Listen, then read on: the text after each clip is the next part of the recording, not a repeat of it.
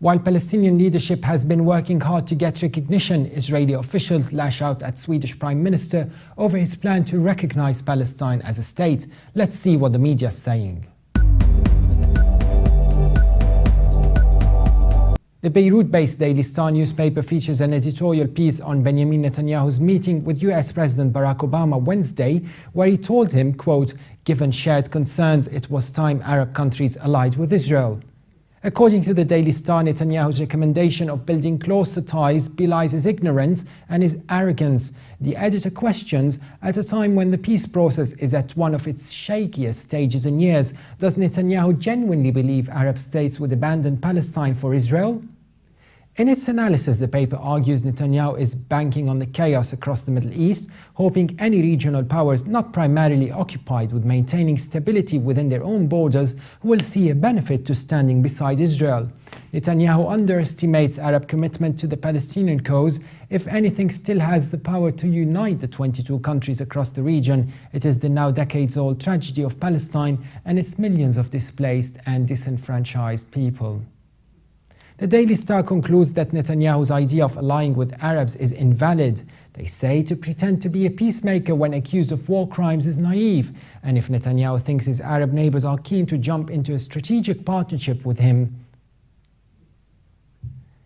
Bachiva Sobelman writes an article in the Los Angeles Times on the tensions between Sweden and Israel, responding to a statement by Sweden's new Prime Minister that his country would recognize Palestine as a state. Israeli Prime Minister Benjamin Netanyahu cautioned Sunday that such an action will not promote peace but impede it. It was not immediately clear from Stefan Löfven's remarks when Sweden intended to formally recognize Palestinian statehood, but Palestinian officials welcomed the move as courageous and historic. This month, the British Parliament is set to discuss recognition of a Palestinian state. An unidentified Israeli official told local news media that Sweden's move signifies an unwelcome trend that could sweep additional countries of influence in the EU. Meanwhile, President Abbas said the time has come for the entire world to recognize the Palestinian state. And in the first signs of reaction, Israel's Foreign Minister Avigdor Lieberman issued a biting statement regretting the position Löfven took in his inaugural speech on Friday. He said the Swedish Prime Minister apparently has not yet had sufficient time to study the matter and understand it is the Palestinians who have for the past 20 years been an obstacle to reaching an agreement. And he instructed the ministry officials to summon the Swedish Ambassador to Israel for what news media describes as reprimanding. And now we are joined by Reverend Stephen Sizer, author of Christian Zionism. Welcome to Mideast in Depth. Good afternoon. What do you think, Stephen, of Swedish Prime Minister Stefan Löfven saying he would recognize Palestine as a state? Well, it's wonderful news, but a little late. Sweden has always been in the forefront of speaking up for human rights, and so we're delighted they're giving a lead on this. Although 130 countries around the world already recognize Palestine, and as you've said, the British government will be debating it on the 13th of October in Parliament in London. We hope that they too will join the growing number of countries that recognize the legitimacy of the Palestinian right to self-determination. And why Sweden? Do you think the Prime Minister's speech and decision is unilateral, or is it liaised with other countries in the EU? Well, Sweden stands quite closely with Finland, with Norway, Denmark usually, in the Scandinavian countries. Mm-hmm. Sweden is part of Europe. I'm sure that he consulted with his cabinet.